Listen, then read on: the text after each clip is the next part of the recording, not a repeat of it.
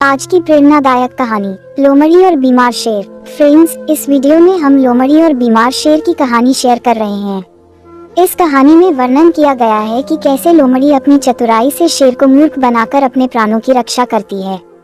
कृपया अंत तक सुनिए ये शिक्षाप्रद कहानी। जंगल का राजा शेर बूढ़ा हो चला था। उसकी शक्ति क्षीण हो गई थी। उसमें इतना बल शेष नहीं था कि जंगल में जाकर शिकार कर सके। इस स्थिति में उसके समक्ष भूखे मरने की नौबत आ गई थी। एक दिन अपनी गुफा में बैठा भूखा शेर सोचने लगा कि यदि यही स्थिति रही तो उसकी मृत्यु निकट है। उसे कोई न कोई उपाय सोचना होगा ताकि बैठे बिठाई भोजन की व्यवस्था हो जाए। वह सोचने लगा और कुछ ही देर में उसे एक उपाय सूझ गया। एक चिड़िया की सहायता से उसने पूरे जंगल में अपने बीमार होने की खबर फैला दी। जंगल के राजा शेर के बीमार होने की खबर सुनकर जंगल के जानवर उसका हाल चाल पूछने उसके पास पहुंचने लगे।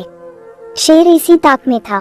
जैसे ही कोई जानवर उससे मिलने गुफा में प्रवेश करता, वह उसे दबोचकर मार डालता और छककर उसका मांस खाता। हर दिन कोई न कोई जानवर उसे देखने आता रहता और शेर को गुफा में ही शिकार हाथ लग जाता। उसके दिन बड़े आराम से गुजरने लगे। अब उसे भोजन के लिए जंगल में भटकने की आवश्यकता नहीं रह गई थी। बिना मेहनत के उसे अपनी ही गुफा में भरपेट भोजन मिलने लगा था। कुछ ही दिनों में वह अच्छा मोटा हो गया। एक सुबह एक लोमड़ी उसे देखने आई। लोमड़ी चालाक थी। वह गुफा के अंदर नहीं गई, बल्कि गुफा के द्वार पर खड़ी हो गई। वहीं से उसने शेर से पूछा, वनराज, आपकी तबीयत कैसी है? क्या अब आप अच्छा महसूस कर रहे हैं? कौन हो मित्र? अंदर तो आओ। मैं बीमार बूढ़ा शेर बाहर तक तुमसे मिलने नहीं आ सकता। मेरी दृष्टि भी कमजोर है। मैं तुम्हें यहाँ से ठीक से देख भी नहीं सकता। आओ मेरे पास आओ, मुझसे आखिरी बार मिल लो। मैं कुछ ही दिनों का मेहमान हूँ। शेर ने फुसलाकर लोमड़ी को गुफा के अंदर बुलाने का प्रयत्न किया। शेर के बोलते समय लोमड़ी बड़े ही ध्यान से गुफा के आसपास का नजारा ले रही थी। शेर की बात खत्म होते ही वह बोली, वनराज, मुझे क्षमा करें, मैं अंदर नहीं आ सकती।